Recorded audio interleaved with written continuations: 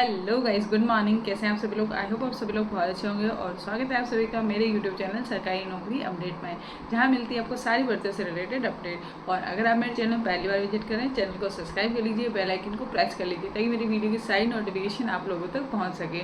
और आज जो है मैं किसी भी नोटिफिकेशन के बारे में बात नहीं करने वाली हूँ। आज अपन बात करने वाले हैं कि RPSC के जो एग्ज़ाम होने वाले हैं लाइक 7 तारीख से जो स्टार्ट है 7 सितंबर, तो वहाँ से जिन जिन के बच्चों के एग्ज़ाम स्टार्ट है तो उसमें आपको एग्ज़ाम से पहले मतलब कि एग्ज़ाम हॉल तक पहुँचने तक और एग्ज़ाम हॉल में पहुँचने के बाद आपको किन किन चीज़ों का ध्यान रखना है, क्या क्या अपने साथ लेके जाना है और एग्ज़ाम हॉल में बैठने के बाद आपको क्वेश्चन किस तरीके से अटेम्प्ट करने हैं, इसके बारे में जो है आज अपन विस्तृत रूप से जो है चर्चा करने वाले हैं। और हाँ, बहुत ही बेसिक चीज़ें हैं और ये सब चीज़ें आप ध्यान रखोगे तो आपको बहुत ही जो है ज़्यादा सहूलियत होने वाली है। First of all happy teachers day everyone, क्योंकि आज शिक्षक दिवस है और मुझे लगता है कि आप सभी जो है अगली बार ये शिक्षक दिवस अपने अपने विद्यालय के अंदर जो है मनाएं। ठीक है, तो बस अब अपन आप लोगों का टाइम वेस्ट नहीं करते हैं, क्योंकि अभी वाला जो टाइम है आप लोगों के लिए बहुत ही कीमती रहने वाला है। ठीक है, तो एग्जाम हॉल में जाने से पहले जिन जिन के अभी एग्जाम है 7 तारीख को, उन सबके एडमिट कार्ड आ चुके हैं, आपने एडमिट कार्ड निकलवा लिए होंगे।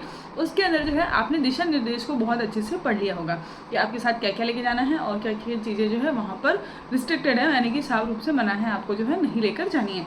तो अपन पहले बात कर लेते हैं एग्जाम हॉल के अंदर मतलब जाने से पहले आपको किन किन चीज़ों का ध्यान रखना है। देखो, आप कहीं पर भी मोस्टली आपके जो सेंटर हैं वो आपके गृह जिला जो है उसी में दिए हैं, लेकिन अगर आपको कहीं बाहर मिला है तो आप एक दिन पहले ही अपने सेंटर के नियर बाय पहुँच जाए, ताकि आपको जो है दूसरे दिन अपने सेंटर पर पहुँचने में दिक्कत नहीं हो। और हाँ, RPSC ने क्लियरली अपने एडमिट कार्ड में मेंशन किया हुआ है कि जो एग्ज़ाम स्टार्ट होगा उसके 1 घंटे पहले ही जो है आपका डोर क्लोज कर दिया जाएगा। जैसे सुबह मॉर्निंग में 10 बजे से पेपर स्टार्ट है, 9 बजे आपका एंट्री गेट जो है बंद हो जाएगा, उसके बाद आपको एंट्री नहीं दी जाएगी। बहुत सी बार बहुत सारे स्टूडेंट्स ये वाली गलती करते हैं कि एंड मोमेंट पे जाते हैं और आपको जो है एंट्री नहीं दी जाती है। बाद में आप रो गिड़गिड़ाओ कुछ भी करो, वो लोग आपका गेट नहीं खोलते हैं, क्योंकि स्ट्रिक्टली मना होता है। ठीक है, और उनके ऊपर भी आगे से प्रेशर आता है, तो वो लोग उन लोगों को जो है वो चीज़ फॉलो करनी ही पड़ती है। ठीक है, फर्स्ट चीज़ ध्यान यही रखनी है, अपने टाइम से आपको जो है सेंटर पहुंचना। ठीक है, 9 बजे आपकी एंट्री क्लोज होगी, आप 8 बजे तक अपना टाइम ऐसा सेट करके निकलो कि आप घर से जो है 8 बजे तक अपने सेंटर पे पहुंच जाओगे, क्योंकि 8 बजे आप पहुंचोगे और 8:15 के आसपास जो है आपकी एंट्री स्टार्ट हो जाएगी और 9 बजे आपकी एंट्री बंद कर दी जाएगी। ठीक है, तो ये तो हो गई आपकी पहुँचने वाली बात।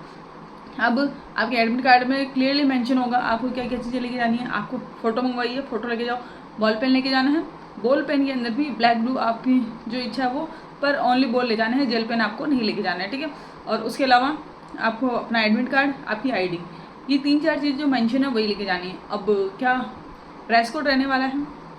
ड्रेस कोड की बात करें तो गर्ल्स हो बॉयज़ हो, आप की अगर अलाउ है तो आप ओनली लोअर और टी-शर्ट पहन के जाएँ। ठीक है, कंफर्टेबल भी रहता है और मतलब वहाँ पे फालतू प्रॉब्लम भी नहीं होती है। जीन्स पहन के जाते हैं, बहुत से बार जीन्स के बटन हटवा देते हैं क्योंकि बड़े बटन होते हैं। ठीक है, और बहुत सारी चीज़ें आपको फेस करनी पड़ती है। ठीक है, और चप्पल बिल्कुल घर की जो नॉर्मल चप्पल है वो पहन के जाना। अभी बारिश का मौसम भी है, सब जगह ही बारिश हो रही है, तो उसमें भी आपको ईजी रहेगा और आपकी लोअर टी-शर्ट भी आपको ईजी रहने वाला है। ठीक है, आप राजपूती गर्ल्स हैं, आप अपना पोशाक जो भी पहनते हैं आप रेगुलर वे में वो पहन के जा सकते हैं। ज़्यादा उसके अंदर ज़्यादा बड़ा बड़ा ऐसा कुछ नहीं होना चाहिए, सिंपल आपकी जो ड्रेस होती है वो पहन के आप जा सकते हैं। साड़ी वाली गर्ल्स साड़ी पहन के जा सकती हैं।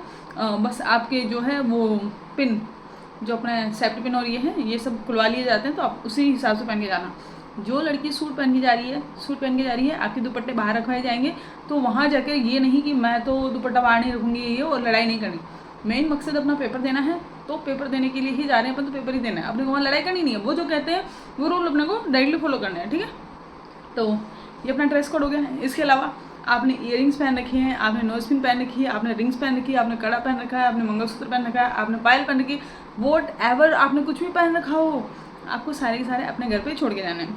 ठीक है, आप अगर वहाँ लेके जाते हो, कुछ भी घूमता है, वहाँ पर जो है एग्ज़ाम वालों की कोई भी जिम्मेदारी नहीं होती, क्योंकि उसमें क्लियरली मेंशन होता है कि यहाँ पर पहन के आना ही नहीं है। ठीक है, अपने घर रखे आओ। अगर बाई चांस आप पहन के चले जाते हो तो आपके साथ जो भी आपका आपको पेपर दिलाने आते हैं उनको वापस दे दो, ताकि वो अपना जो है उनके साथ ले जाएं। ठीक है, बहुत सारे बच्चे ऐसे हैं जिनके साथ कोई पेपर दिलाने नहीं आता है, बैग लेके आते हैं, तो बैग लेके आने वालों के लिए वैसे बाहर व्यवस्था होती है, वो लोग 20-30 रुपये लेते हैं और जो है अपना आपका जो बैग है वो लोग सबमिट कर लेते हैं। ठीक है, तो ये हो गया, एडमिट कार्ड का हो गया, ड्रेस क्या पहन के जानी है, किन चीज़ों को अपने को फॉलो करना है, एग्जाम हॉल में कैसे पहुंचना है, ये सब चीज़ें आपने देख ली। ठीक है, अब हो गई आपकी एंट्री अंदर।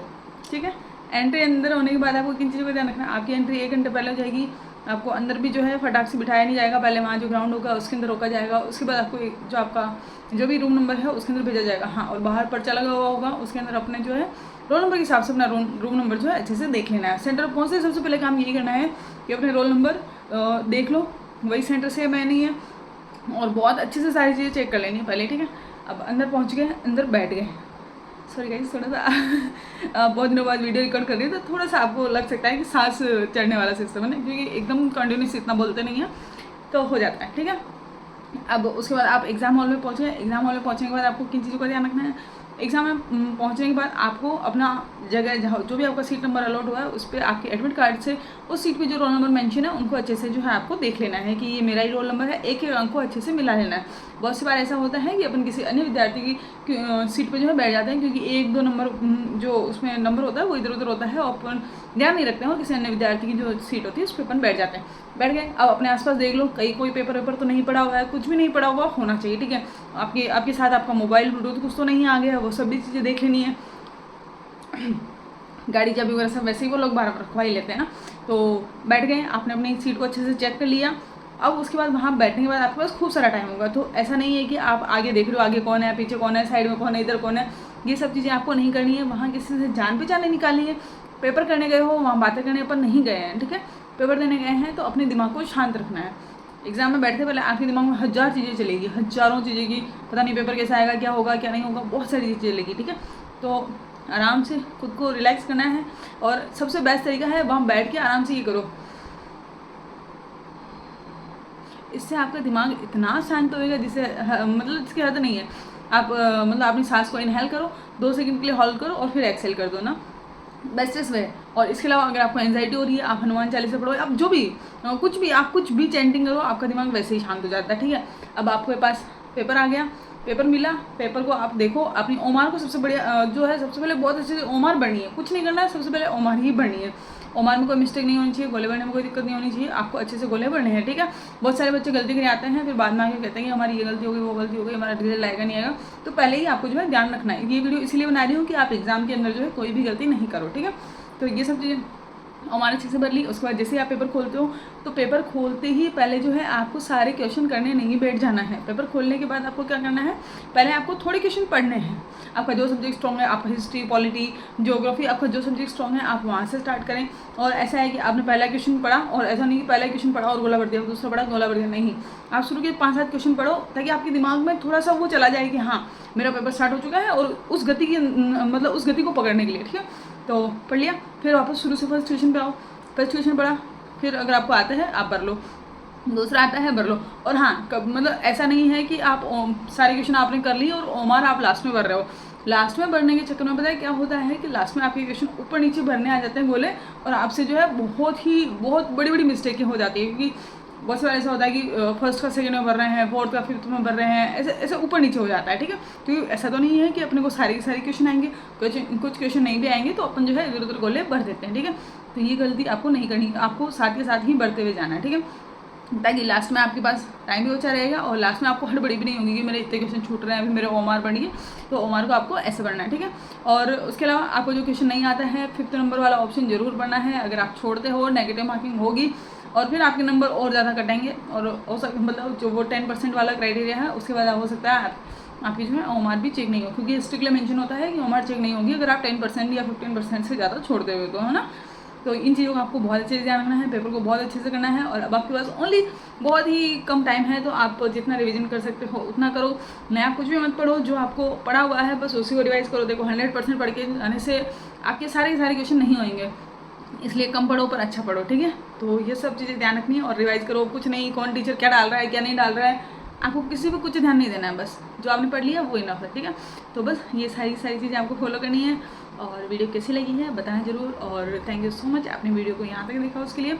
और सॉरी कि मैं इतने दिन से वीडियोस नहीं बना रही हूँ, क्योंकि मेरा खुद का एग्ज़ाम है, मेरा खुद का 11 तारीख को पेपर है, तो मैं खुद भी जो है उसकी तैयारी के अंदर लगी हुई हूँ, ठीक है। तो thank you so much guys.